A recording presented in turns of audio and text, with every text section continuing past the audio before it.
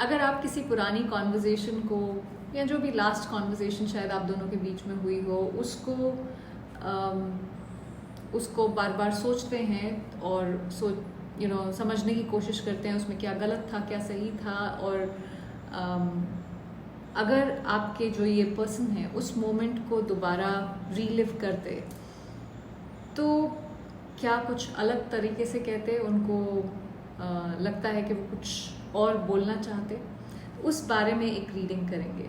तो अगर वो आखिरी कॉन्वर्जेशन वो दोबारा करते तो वो उसमें क्या चेंजेस होते। तो चलिए देखते हैं उनके जो भी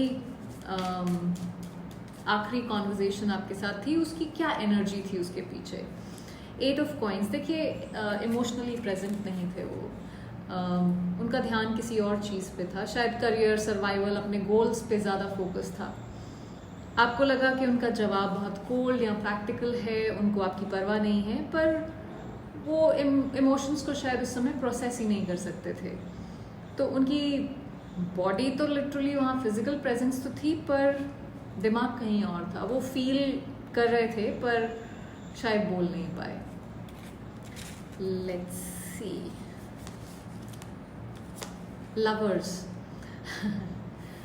देखिए वो आपसे प्यार तो करते थे लेकिन कह नहीं पाए उस मोमेंट में। शायद उन्होंने कुछ ऐसे शब्द बोले हों जैसे यू डिजर्व बेटर या this is not working out, पर उनका दिल आपको छोड़ना नहीं चाहता था, अभी भी शायद नहीं छोड़ना चाहता है। दिल और जुबान एक दूसरे के ऑपोजिट चल रहे थे जैसे, क्योंकि अगेन लाइक आई सेड कि इमोशनली प्रेजेंट नहीं थे वो, उनका फोकस पूरी तरह से आप इसको सेल्फिश कह सकते हैं, क्योंकि उस एक इंसान जो ये सोचने को ही तैयार नहीं है कि दूसरे इंसान को वो हर्ट करें, क्योंकि हर समय आप अपनी किसी और चीज़ को ही प्रायोरिटी बनाए जा रहे हैं, बट दैट इज़ व्हाट जो इन्होंने किया। देखिए उनका दिल तो कह रहा था हाँ, पर उनकी ज़ुबान ने मे बी कह दिया शायद। सो आज भी वो कन्फ्यूजन उनको छोड़ नहीं रहा है, जो मुझे यहाँ पे लवर्स को देख के लगता है। अगर आपको लगता है कि ये रीडिंग आपसे रेजोनेट करती है तो सब्सक्राइब करना मत भूलिएगा। उनको देखिए सबसे ज़्यादा रिग्रेट जो है वो इन्होंने इस कनेक्शन को बहुत ज़्यादा लाइटली लिया है, उस चीज़ को लेके है। 3 ऑफ कप्स की एनर्जी है, उन्होंने इमोशनल डेप्थ शायद नहीं दिखाई, या एक शायद बहुत कैजुअल टोन में बात करी, या ऐसे बिहेव किया जैसे इससे इतनी कोई बहुत बड़ी चीज़ नहीं है, इतना अभी कुछ नहीं हो गया है। उस मोमेंट की सेक्रेडनेस को फील ही नहीं किया, जो भी वो कॉन्वर्जेशन हो रही थी उसको वो तवज्जो नहीं दिया जो देना चाहिए था।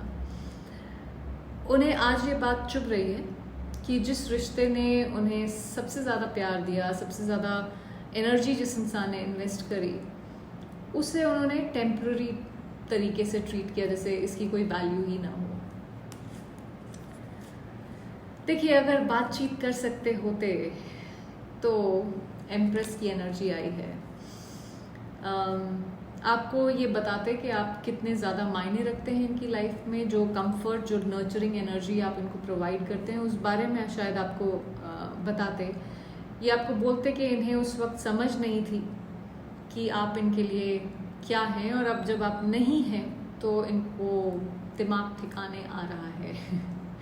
सो आपको बोलते कि इन्होंने आपको टेकन फॉर ग्रांटेड बेसिकली लिया, जब आप ही इनके लिए सब कुछ कर रहे थे और आप ही इनके लाइफ में वो चेंजेस एनर्जेटिकली और फिजिकल वर्ल्ड में भी शायद लेके आ रहे थे। तो अगर वो दोबारा बोलते तो थोड़ी सॉफ्टनेस और ग्रैटिट्यूड होता उनकी टोन में, उनकी बातों में। उस वक्त जो भी इमोशंस उन्होंने शायद इग्नोर किए या बोले नहीं, वो शायद बोलते। चलिए देखते हैं और क्या है। एस ऑफ सॉर्ड्स, देखिए उन्हें शायद अब समझ आ रहा है। एस ऑफ सॉर्ड्स है एक ब्रेक थ्रू या एक क्लैरिटी लेके आता है कार्ड। जो भी कंफ्यूजन था, आज बहुत सारी चीज़ें उनको साफ साफ दिख रही हैं, जैसे आपसे बात करना चाहते हैं और इस बार शायद सच बोलना चाहते हैं किसी चीज़ के बारे में। वो जानते हैं कि जो भी ये कॉन्वर्जेशन हुई, जो भी वो मोमेंट था, वो छोटी बातचीत नहीं थी, वो एक बड़ा इशू था जिसको सॉर्ट आउट करने की ज़रूरत थी। पर अब शायद उनका दिल रेडी है, या हो सकता है उन्होंने शायद थोड़ी सी हिम्मत जुटा ली है बोलने के लिए सच। टेम्परेंस, देखिए, आपसे शायद वो कुछ थोड़ा सा बैलेंस्ड या रीअश्योरेंस चाहते थे। शायद चाहते थे कि आप कहें कि अच्छा, आई अंडरस्टैंड, मैं समझ रही हूँ या समझ रहा हूँ, मैं हूँ जब भी तुम रेडी हो तुम्हारे लिए। मतलब अगर आपने कोई ऐसे शब्द बोले हों जो बुरे लगे हों, कर्कश वाणी का इस्तेमाल किया हो तो वो चाहते थे कि थोड़ा पेशेंस आप उन्हें दिखाते। तो आप उनके जैसे स्टॉर्म में एक एंकर बने, वो उस तरह की चीज़ें आपसे सुनना चाहते थे। हो सकता है वो इंटरनली कोई केओस उनके दिमाग में चल रहा हो, चाहे गलत उन्हीं की तरफ से था, पर उम्मीद थी कि आप तो समझेंगे, क्योंकि आप तो मतलब समझते ही रहे हैं, तो फिर आपको तो समझना ही चाहिए ना। देखिए, उनकी बात शायद सुनी गई थी पर समझी नहीं गई, ऐसा उनको लगता है। और अब जब उनके पास अगर कहने को कुछ कहना चाहें तो वक्त और ईगो बीच में आ गए हैं। पर दिल अभी भी कहीं ना कहीं आपके साथ बात कर रहा है, जो मुझे यहाँ पे दिखता है। देखिए, कई बार लोग जो है ना, प्यार से नहीं, प्रेशर की वजह से रिएक्ट करते हैं या सर्टन वे में बिहेव करते हैं, और जब वो क्लैरिटी के साथ ज्ञान चक्षु उनके खुलने शुरू होते हैं तो सबसे पहले इन्हें आप ही याद आते हैं, क्योंकि यहाँ पे एम्प्रेस की एनर्जी है। आप वो हैं जो इनका दिल नहीं भूलता है, चाहे जुबान कुछ भी बोले। पर ये तो एक चीज़ थी, पर